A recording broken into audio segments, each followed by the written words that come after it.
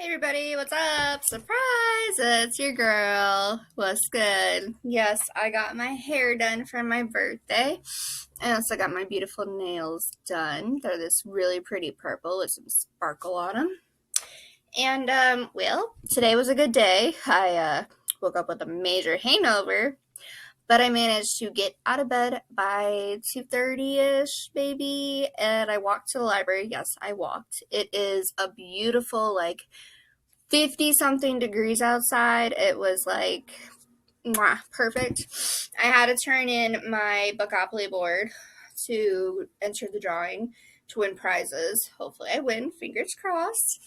And then I had to return some things. And then, of course, I picked up more things. So I went more with like a Christmas vibe. So I got one thing that relates to Christmas vibes. So give me 1 second. Okay, so like I said, I went in there with the intent of Christmas vibes, Christmas vibes, Christmas vibes. Birthday's over, focus on Christmas. So I found this. This is called Jane and the 12 Days of Christmas by Stephanie Barron. It's being a Jane Austen mystery. It looks really good. I have no idea, but it says 12 Days of Christmas. So thought it was perfect because we are on the Guys, we're on the 12th. 12 more days, and it's Christmas Eve, so this works out perfect, right? All right, so I got that. No idea what it's about. You want to know what it's about? Let's see what it's about. I didn't even read the inside. Christmas Eve, 1814, Jane Austen has been invited to spend the holiday with family and friends at the Vine, the gorgeous ancestral home of the wealthy and politically prominent Shute family. As the year fades and friends begin to gather beneath the mistletoe for the 12 days of Christmas festivities, Jane and her circle are in a celebratory mood. Mansfield Park is selling nicely. Napoleon has been banished to Elba. British forces have seized Washington, D.C., and on Christmas Eve, John Quincy Adams signs the Treaty of Ghent, which will end a war nobody in England really wanted. Jane, however, discovers holiday cheer is fleeting. One of the Yuletide revelers dies in a tragic accident, which Jane immediately views with suspicion. If the accident was in fact murder, the killer is one of Jane's fellow snowbound guests. With clues scattered amidst cleverly crafted charades, dark secrets coming to light during parlor games, and old friendships returning to haunt the Christmas parties, whom can Jane trust to help her discover the truth and stop the killer from striking again? Alright, so it's like a murder mystery. That's kind of cool. I did not know that when I picked it up. Alright, so then I was looking at movies and stuff, and though I have movies here, they're not Christmas related at all. However, I did find this. This is Christmas with The Simpsons. Alright, so, yeah, everybody knows I love The Simpsons. It's, like, my dad's favorite, my favorite. We watch it as a family together, like, all of the time. So, I just decided to pick it up. It looks fun and cute. It's got, 5 episodes in it? So, cute, fun, easy, quick. Alright, so you guys do know I follow Bookish First, and their forum calls for a bingo board. And for the December bingo board, I needed a book with the D as the title starter. So let's see. Title begins with D. So I found Dead Poets Society by Robin Williams. It says, Todd Anderson and his friends at Welton Academy can hardly believe how different life is since their new English professor, the flamboyant John Keating, has challenged them to make your lives extraordinary. Inspired by Keating, the boys resurrected the Dead Poets Society, a secret club where, free from the constraints and expectations of school and parents, they let their passions run wild. As Keating turns the boys onto the great words of Byron, Shelley, and Keats, they discover not only the beauty of language, but the importance of making each moment count. But the Dead Poets' pledges soon realize that their newfound freedom can have tragic consequences.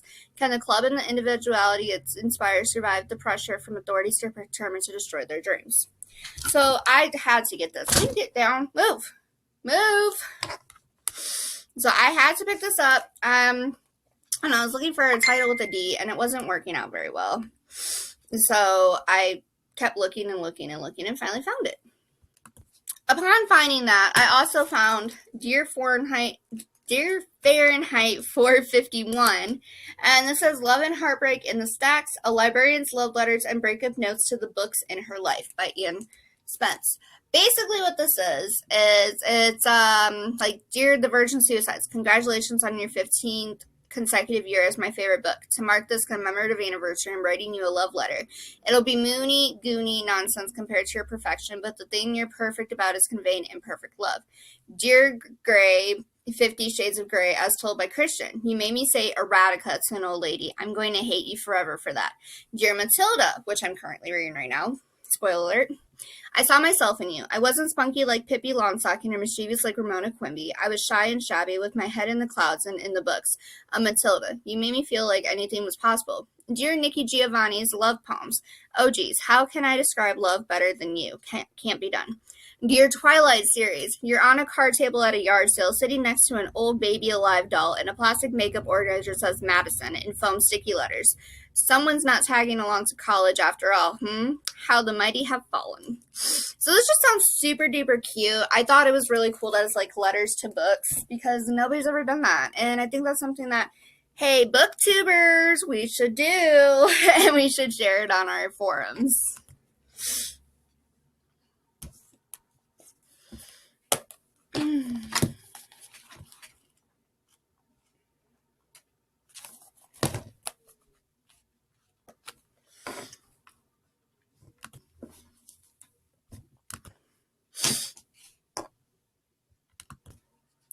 I just realized that you guys missed.